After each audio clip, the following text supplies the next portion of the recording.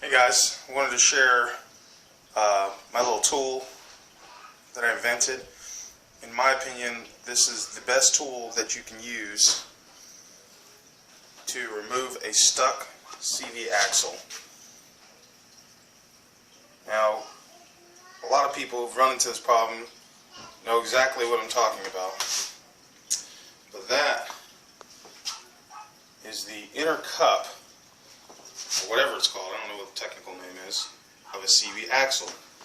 It was stuck inside of a 2000 Kia Sophia, and for months we've been trying to get it out with the conventional methods of putting a pry bar right here and trying to pry it out. And I don't know if I can get this clearly, but after the fact I realized that this snap ring, this lock ring right here, is supposed to collapse, but this is so old and so corroded, and you could almost just barely make out on the camera that not only old and corroded, but it actually dug into the grooves right here inside the transmission. The matching grooves had actually dug into the lock ring, and we're not going to let it collapse naturally like a regular lock ring would under the pressure of a pry bar. So it definitely was going to take shock force. Now here's the problem.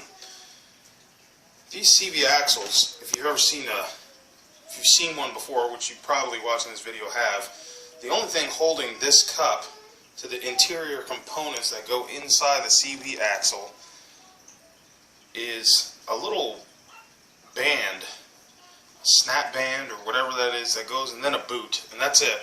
And it's made out of rubber, and if you try to pull on that or apply any pressure to that, it's gonna rip off. So that's why everybody always says, hey, take a pry bar, put it up against here between this and the transmission casing, and pry it out. I'm going to show you something. If you look right here, I don't know if you can see it, we put so much force on this that we actually, these are scrapes and a dent. We put so much force against this in the transmission casing that we actually dented, this is solid steel, we actually dented that with a pry bar. I bent about 3 or 4 tire irons, which were not cheaply made. I tried all different types, round steel, I-beam style, I mean just everything, tire irons, anything we had as a pry bar to get that out. We were bending them. At one point we had a truck with some steel cable wrapped around this thing, wrapped around it, pulling at it and trying to snatch it out. It was not going to come out. What's going to get it to come out is shock force. So how do you get this thing to come out with shock force? Well, this was my solution. And I know this looks ugly, but I actually made my own slide hammer, a custom slide hammer to be used and fitted into a pair of vice grips. People say, oh, well, you don't need to do that. You can just get a regular slide hammer. Well, I'll tell you why the regular slide hammer doesn't work. Because the regular slide hammer, to be able to attach it to a pair of vice grips, for one, the slide hammers that I've used, the bolt does not fit straight into the back of the vice grip. It's a difference in size and threading and everything like that.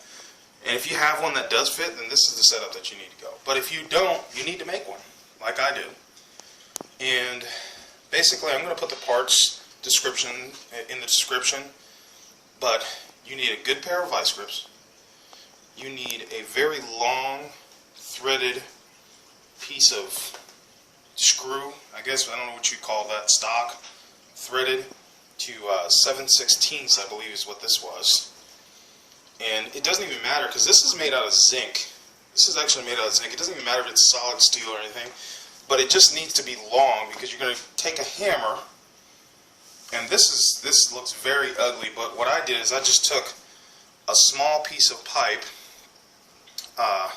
it's about 8 inches, and then I threaded these 2 end caps on there. This is galvanized steel here. And then I just put a bunch of, this is a union here, just stuff that I had laying around my father-in-law's shop. He's a well driller, so he has this stuff. But you can probably buy this stuff. It probably wouldn't cost that much, and you don't have to use these particular parts. It's something to add weight. And then I actually went a step further, and I sprayed some of that filler spray that you buy to fill in gaps. I sprayed that in there. And then at the end here, I just put 2 bolts, so I get lots of thread resistance, and then just some washers. Put about 3 washers in varying thicknesses. See, I got 2 thin washers, and then 1 thick washer in the middle, and just put those on the end, and that was the kind of the stop, keep this beastly thing from flying off the end. And that's how I got it off. Now, for those of you who have tried this, I'm going to tell you the tip. First off, 2 things. A lot of you have probably noticed this duct tape. What is that?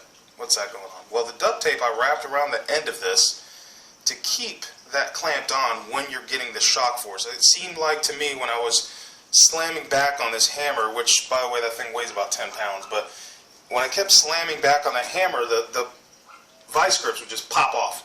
So I put this tape on here. Actually, my brother and I put this tape on here to keep it from popping off. Kind of keeps it stuck on there.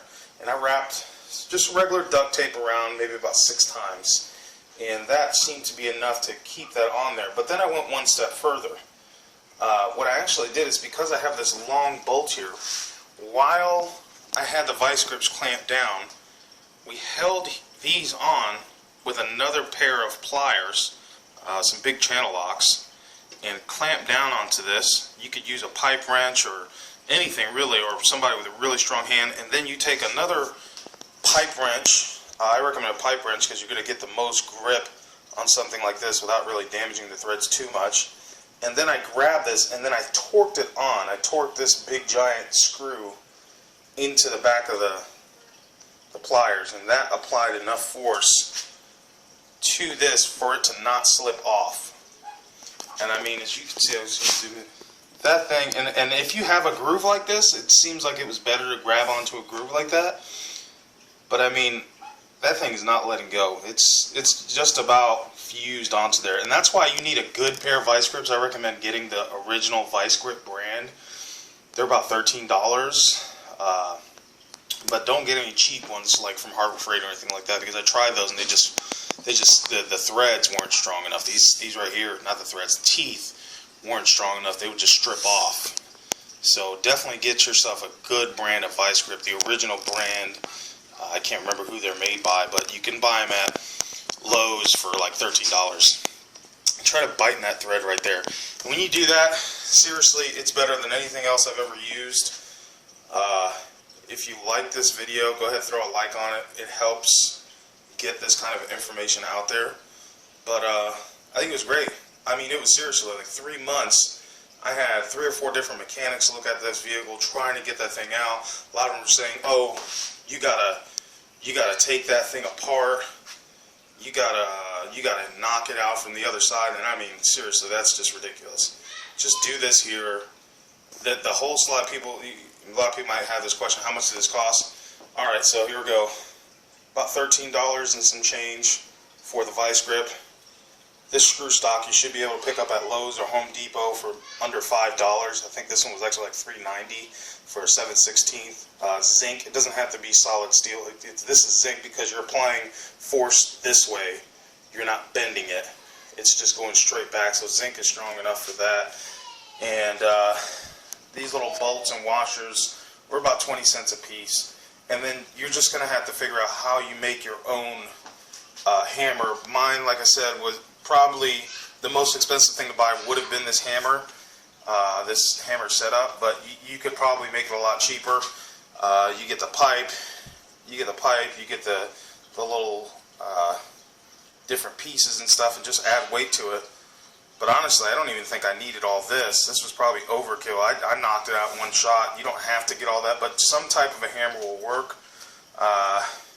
If you've got a really good drill press and a drill, maybe you could just get a piece of solid steel and just put that on there and just drill a hole where you need it to where it'll fit, and that'll probably work too. But anyway, there's my little invention.